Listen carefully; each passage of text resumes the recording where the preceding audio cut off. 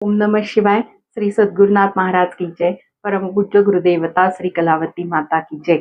आई कलावती देवी बाय राधिका जोशी आपल्या युट्यूब चॅनलमध्ये मी आपणा सर्वांचं स्वागत करते. आजचा अभंगाचा जरी अर्थ असला तरी सुद्धा मी व्हिडिओ करते. त्यामागचं कारण असं आहे की आज खूप काही गहन शब्द नाहीये. ज्ञाने मुक्ती लाभ झाला किंवा जोली भरकर लाना असेल, खूपच त्याच्यात गहन असा अर्थ होता आणि मग त्यातल्या एकाही शब्दाचा अर्थ तुम्हाला सांगायचा राहू नये. कारण अशीच मी विद्यार्थिनी पण आहे की शिकताना माझ्याकडनं एकही मिस होता कामा नये आणि तशीच मी टीचर पण आहे की दुसऱ्याला सांगताना सुद्धा एकही शब्द आपल्याकडनं मिस होऊ नये. पण ह्या अभंगात मात्र अनेक गोष्टी आहेत आणि त्या मानाने हा अभंग सोपा आहे. आपल्याला इतके वर्ष कळला नव्हता तो वेगळा मुद्दा आहे. पण ह्याच्यात असे खूप मोठे गहन अर्थ दडलेले नाहीयेत. सुरदास या अभंगात म्हणतात, दीनन दुःख हरन देव संत नहित कारी. म्हणजे अशा काही भक्तांचं वर्णन सुरदासांनी या अभंगात केलेलं आहे की जे जे भक्त किंवा जे लोक पूर्वी एकेकाळी पापी, अधम, दीन, दुःखी असे म्हणून प्रसिद्धीस होते, पण त्यांच्यावर सुद्धा दयाळू अशा भगवंतानी कृपा केली.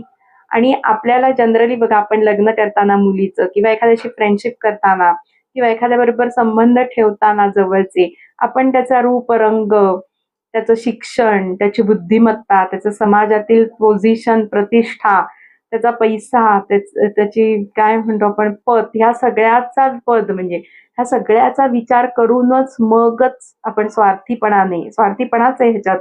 जरी तो सुजाणपणा आहे असं आपल्याला वाटत असलं तरी आपण एखादी मैत्री करताना हा सगळा विचार करतो. त्याचं स्टेटस काय आहे, थोडक्यात एका शब्दात सांगायचं का. पण भगवंत मात्र भक्ताचं कोणतंही स्टेटस चेक न करता त्याच्यावर दया करतायत, त्याला आपलासा करतायत, त्याचा उद्धार करतायत, असं सूरदास पहिल्याच ओळीत म्हणतात. दीनन दुःख हरण देव. सूरदास म्हणतात, तुम्ही दीन दुःखी जनांचं दुःख हरण करणारे असे आहात आणि संतन हितकारी म्हणजे संतांचे, भक्तांचे हितकारी, हित कल्याण करणारे. इथे संत म्हणजे खरे भक्त. आपण खरे भक्त नाही. संत हेच फक्त खरे भक्त असतात. कारण भक्ताचे डेफिनेशन जो विभक्त नाही तो भक्त, आणि संत 24 तास देवाला सोडत नाहीत. त्यामुळे अशा खऱ्या भक्तांचे हितकारी, कल्याण करणारे तुम्ही आहात, असं सूरदास म्हणत आहे. सूरदास आता पहिलंच कडवं बघूया.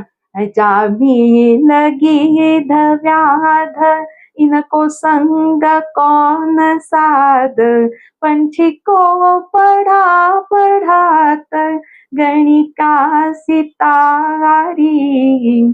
सूरदास म्हणतात, देवा तुम्ही अशा अशा लोकांचा उद्धार केला आहे जे लौकिक दृष्ट्या पापी समजले जात होते. त्यातला पहिला नंबर अजामिळ.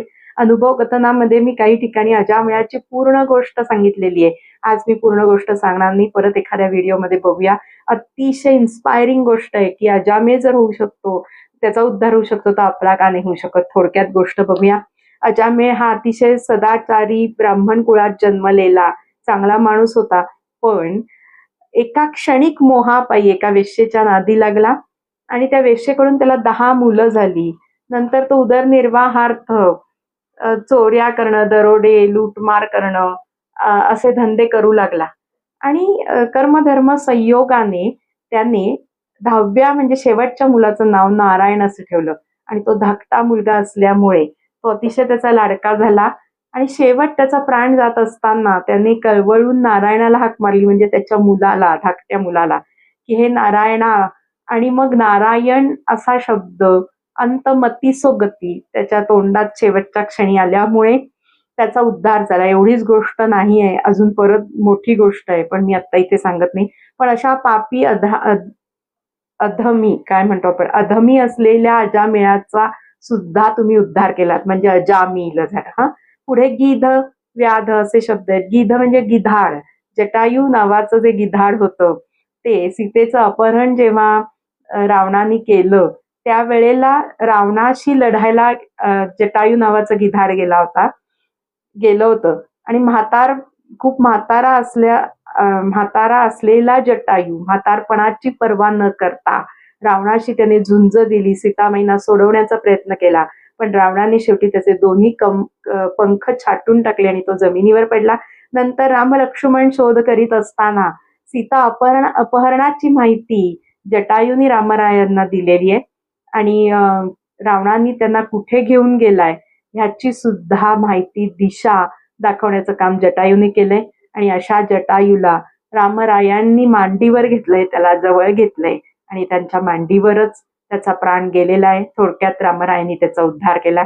अजामिल, गिध, आता आलं व्याध.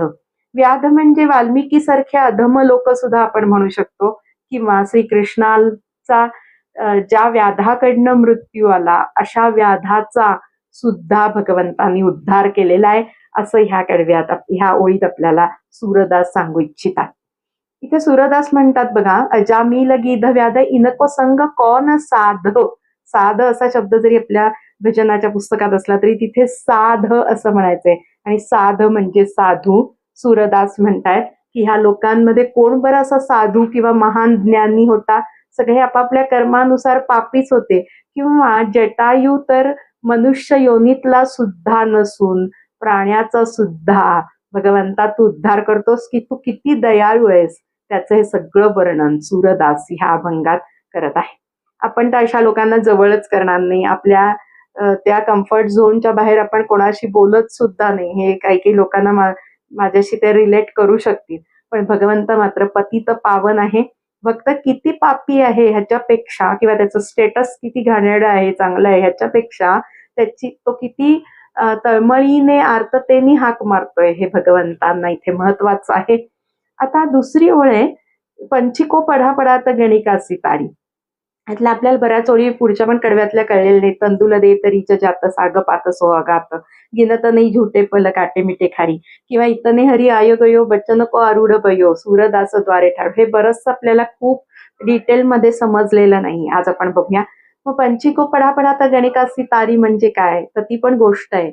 भगवंताच्या नकळत घेतलेल्या नामामध्ये सुद्धा खूप सामर्थ्य आहे. हे ह्या गोष्टीवरनं कळतं.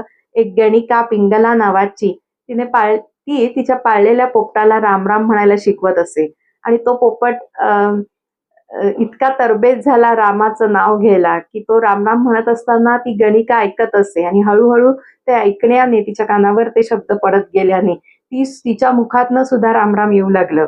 आणि शेवटी त्या पोपटाचा आणि त्या गणिकेचा दोघांचाही उद्धार झाला. सॉरी, ह्या कथेचं तात्पर्य असं आहे की अजाणता, म्हणजे त्या नामाचं सामर्थ्य पोपटाला कसं माहिती असणार, कारण त्या प्राण्याला त्या रामाचं सामर्थ्य जाणण्याची बुद्धीच नाही, आणि त्या गणिकेला सुद्धा ती बुद्धी, म्हणजे मनुष्य असून ती बुद्धी नव्हती, पण अजाणता घेतलेल्या नामाने त्या गणिकेचा आणि पोपटाचा उद्धार झालेला आहे. मग जर आपण भक्तिभावाने जाणून बुजून नामाचं सामर्थ्य समजून जर ते नाम घेतलं तर आपला 200% उद्धार होईलच, ह्यात शंकाच नाही, असं सूरदासांना ह्या पहिल्या कडव्यात सांगायचं आहे. दुसरं कडवं, तंदुल दे तरीच जात साग पात सो अघात, गिनत नाही झुटे पल काटे मिटे खारी. आता दुसऱ्या कडव्यात काय बरं म्हणू इच्छितात? तंदुल देत रीझ जात असं आहे त्याचं खरं. रीच जात असं आपल्या पुस्तकात जरी आहे तरी त्याचा अर्थ रीझ असा आहे त्या सूरदासांच्या मेन अभंगामध्ये. तंदुल देत म्हणजे सुदाम्याचे पोहे सुद्धा गोड मानून घेतले, आणि रीझ गये, भगवंत प्रसन्न झाले त्या पोह्यांनी. सुदामा ब्राह्मण दरिद्रे पिढीला आपणायसा केला पांडुरंग, आपल्या एकादशीच्या भजनात आहेच, 9व्या एकादशीच्या. सुदाम्याचे मुठभर पोहे, मटमट बक्षीस करी, भक्तीची आवड भारी, ही गोष्ट. नंतर विदुरजी म्हणजे तंदुल देत रीझ जात साग पात, हा जो शब्द येतोय तिथे विदुरजींच्या घरी श्रीकृष्ण गेलेले आहेत. बडे बडे मंदिर कौन काम के, भाव अंदर नहीं पावे, सबरी के बेर सुदाम जी के चावल, रुचि रुचि भोग लगावे, विदुर घर जावे. विदुर घराशी स्वये जाऊन कण्या बक्षी श्रीहरी. आता काय झालं की युद्धाच्या अगोदर हस्तिनापुरात श्रीकृष्ण शांतीदूत म्हणून बनून गेलेले असताना दुर्योधनाचे 56 भोग त्यांनी नाकारले आहेत आणि विदुराच्या झोपडीत जाणं पसंत केलेलं आहे. तिथे कृष्णाच्या येण्याने अतिशय प्रसन्न झालेली किंवा आनंदित एक्साइटमेंट मध्ये ती विदुर पत्नी जी आहे ती देहभान हरपते. अहो आपल्या घरी उद्या देव आला तरी आपली अशीच परिस्थिती होईल, तशी त्या विदुर पत्नीची झालेली आहे. आणि ती भान हरपून तिने काय केलेलं आहे की केळीची साल भगवंताला दिलेली आहे आणि केळी फेकून दिलेली आहे, कारण ती देहभान हरपलेलं आहे म्हणून. आणि तरी सुद्धा कृष्णाने आनंदाने त्या केळ्यांची साल पोटभर, सागपात म्हणजे केळ्यांची साल असा इथे अर्थ घ्यायचा आहे. सागपाताचा अर्थ असा होतोय की सॅलड ज्याला आपण म्हणतो, आपल्याला कळेल अशा भाषेत मी सांगितलं. त्याला सॅलड असं म्हणू शकतो आपण. पण सागपात म्हणजे इथे आता केळ्यांच्या साली, आणि सो अघात म्हणजे पोटभर खाल्लेल्या आहेत, आनंदाने त्याचं सेवन केलेलं आहे. मग इथलं मॉरल काय की भक्तीमध्ये जात पात धन याला काहीही महत्व दिलेलं नाही भगवंतानी. हृदयातली खरी भक्ती खरेपणाच फक्त देवाला खुश करू शकतो. म्हणून बडे बडे मंदिर कोण काम के, भाव अंदर नाही पावे, विदूर घर जावे. आता शबरी, आता पुढचं जे कडवं आहे, पुढची जी ओळ, गिनत नाही झुटे पल काटे मिटे खारी. आता इथे शबरी विषयी सूरदास सांगत आहेत की शबरीने जेव्हा उष्टी बोरं श्रीरामांना अर्पण केली, त्याने सुद्धा ते प्रसन्न झाले. ती उष्टी आहेत वगैरे ह्याचं किंवा ह्याच्याकडे त्यांनी लक्ष दिलं नाही. मग काटे मिठे खारी म्हणजे खरं खाटे मिठे खारी असं तिथे सूरदासांच्या अभंगात शब्द आहे. बोरं आंबट, गोड किंवा खारट हे दुय्यम ठरलं. मग ते पोहे काही फार छान होते का हो? ते पोह्यातलं खालचे छोटे पोहे जे राहिलेले असतात ना तुटलेले, तसे पोहे होते अहो. पण ते सुद्धा म्हणजे काटे मिठे खारी म्हणजे एखादा भक्तिभावाने अर्पण केलेला पदार्थ तो गोड आहे, आंबट आहे, खारट आहे, तिखट आहे, ह्याच्याकडे भगवंताचं लक्ष नाही. ते पोहे सुद्धा गोड मानून घेतले.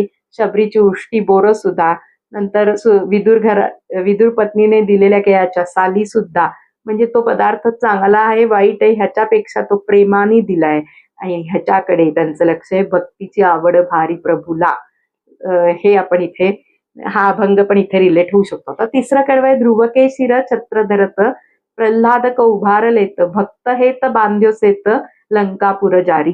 हा अर्थ तसा कळण्याजोगा आहे. ध्रुवाला चिरंजीव पद, ढळपद दिलेलं आहे, तसंच पृथ्वीवर 36,000 वर्ष अखंड राज्य करण्याचं भाग्य दिलंय.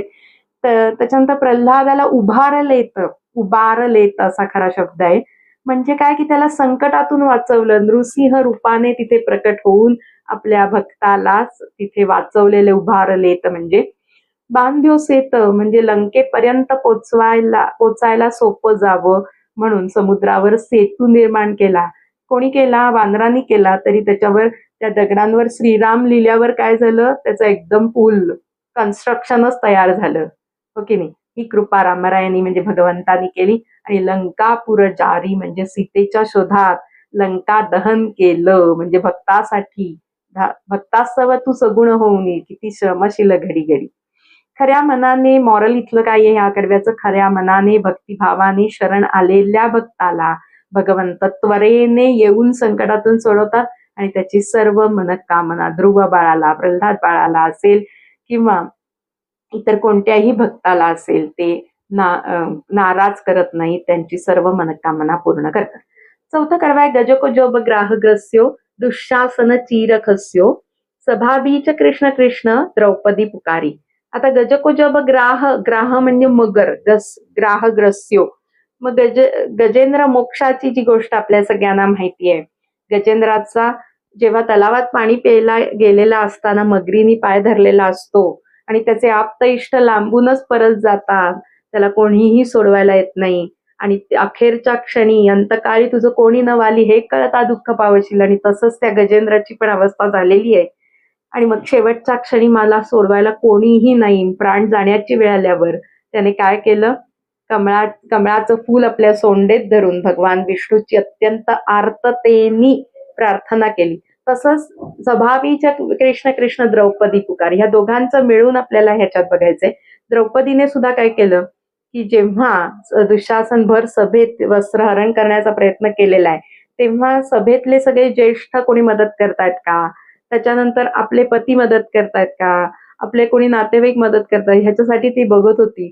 पण शेवटच्या क्षणी तिला कळलं की आता कृष्णाशिवाय कोणीही नाही, आणि तेव्हा ज्या आर्ततेने तिने भगवंताला बोलावलंय, तेव्हा सुदर्शन चक्राने गजराजाचं रक्षण केलंय मगरीचा वध करून, आणि द्रौपदीला वस्त्र पुरवले आहेत.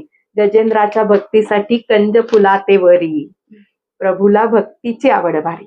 द्रौपदी बहीण वैरे गांजियली आपण आयसी केली पांडुरंगा. खूप भजन आहेत सांगायला गेलं तर, पण व्हिडिओ मोठा होऊ नये म्हणून तुम्ही प्रतिक्रिया द्या की अजून काही अभंग ह्याच्याशी रिलेटेबल असतील तर ते सांगा. असं म्हणलात तर तुम्ही नक्की सांगत जाईन. माझ्याकडे 100 अभंग असतात याच्याशी रिलेट करा. पण कधी कधी काही काही लोकांना पडापड अर्थ सांगा म्हणतात, काही काही लोक सविस्तर सांगा, मग त्यातला एक सुवर्ण मध्य काढावा लागतो. या कडव्याचं मॉरल काय, मेरे तो गिरीधर गोपाल दुसरा नकोई. जेव्हा केव्हा गजराज आपल्या नातेवाईकांची वाट बघत होता, द्रौपदी आपल्या पतींची, आपल्या तिथल्या ज्येष्ठ लोकांची वाट बघत होती की ते आपल्याला सोडवायला येतील, तोपर्यंत भगवंत आले नाहीत.